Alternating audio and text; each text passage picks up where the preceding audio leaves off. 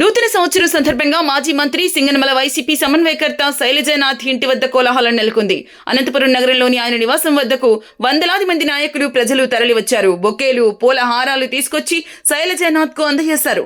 భారీగా జనం రావడంతో ఆ మార్గంలో ట్రాఫిక్ జామ్ అయింది.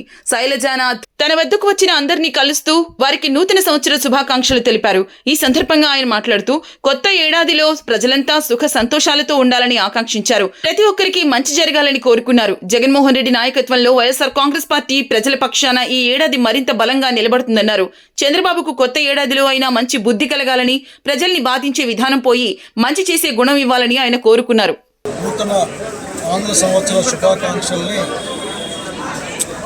ఒక్కరికి పేరు పేరున ప్రజలు జరగాలని, అందరూ మంచిగా ఉండాలని శుభాకాంక్షలు అందజేస్తూ ఉన్నాను. వైఎస్ఆర్ కాంగ్రెస్ పార్టీ తరఫున, సింగనమల నియోజకవర్గం తరఫున, అలాగే జగన్మోహన్ రెడ్డి గారి నాయకత్వాన ఈ రాష్ట్రంలో ఉన్న పేదరికి మేలు జరిగే విధంగా ఈ వచ్చే సంవత్సరం అంతా ఉండాలని, చంద్రబాబు నాయుడు కూడా మంచి బుద్ధి రావాలా, ఈ సంవత్సరంలో ప్రజల్ని బాధించే బుద్ధి కాకుండా ప్రజలకు మేలు చేసే బుద్ధి రావాలని కోరుకుంటా ఉన్నాను.